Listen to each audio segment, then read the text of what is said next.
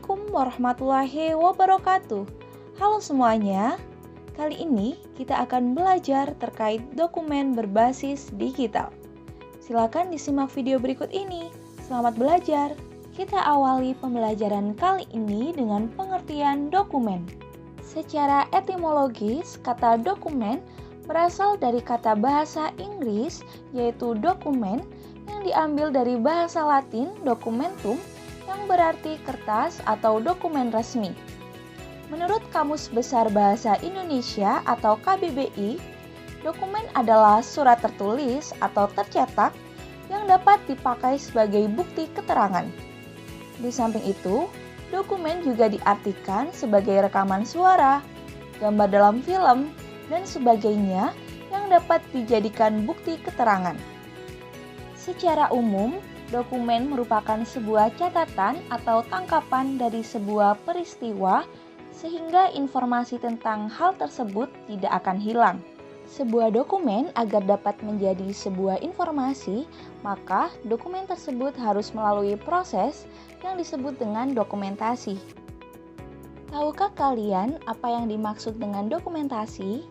Pengertian dokumentasi menurut etimologi dalam bahasa Inggris yaitu documentation dan dalam bahasa Latin dikenal dengan dokumentum yang berarti pencarian, penyelidikan, pemakaian, dan penyediaan dokumen untuk mendapatkan keterangan-keterangan dan penerapan-penerapan serta bukti.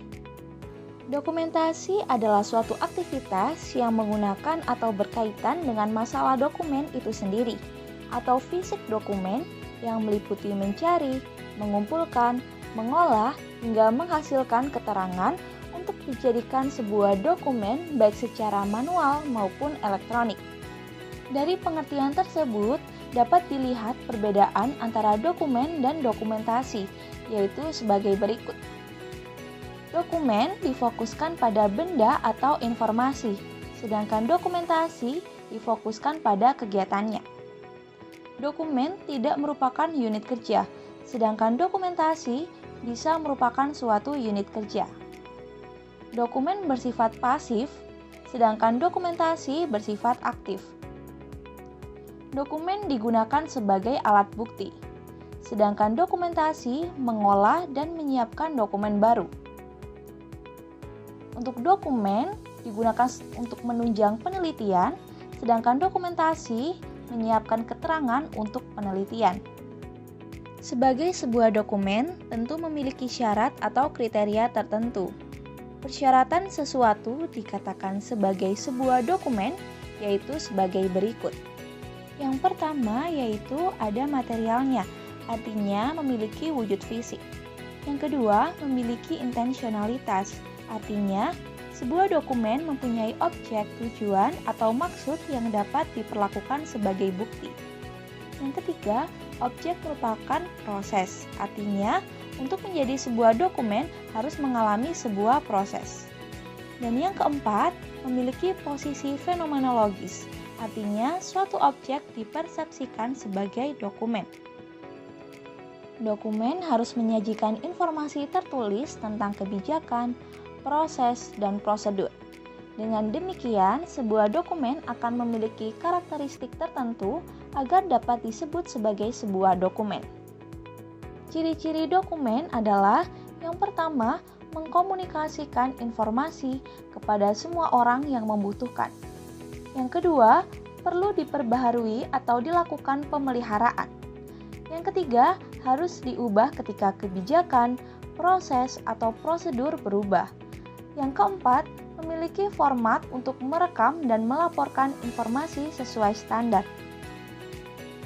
Melihat pengertian dokumen yang sudah kita bahas sebelumnya, maka fungsi dokumen dibedakan menjadi dua, yaitu fungsi dokumen secara umum dan fungsi dokumen dalam organisasi. Fungsi dokumen secara umum yaitu yang pertama, menyediakan informasi tentang isi dokumen bagi pengguna. Yang kedua, memberikan alat bukti dan data akurat mengenai keterangan dokumen. Yang ketiga, melindungi dan menyimpan fisik serta isi dokumen. Yang keempat, menghindari kerusakan terhadap dokumen. Yang kelima, mempersiapkan isi dokumen sebagai bahan penelitian para ilmuwan. Yang keenam, mengembangkan koleksi dokumen bagi bangsa dan negara. Dan yang terakhir, memberikan jaminan keutuhan dan keotentikan informasi dan data yang ada dalam dokumen. Selanjutnya, fungsi dokumen dalam organisasi. Yang pertama, sebagai memori organisasi yang digunakan untuk menjaga instansi. Yang kedua, membantu mengambil keputusan, melakukan perencanaan, dan melakukan pengawasan.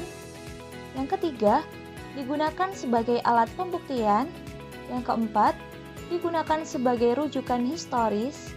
Yang kelima, penyedia informasi bagi keuangan, personalia, dan hal lain yang kelak pasti dibutuhkan oleh berbagai manajemen perusahaan. Yang keenam, untuk keperluan pendidikan karyawan baru.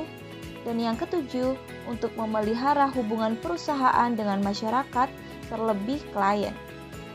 Seperti yang telah disebutkan dalam pengertiannya, maka tujuan adanya dokumen adalah untuk mendapatkan pengakuan dan keterangan pengetahuan serta bukti yang kuat mengenai suatu hal.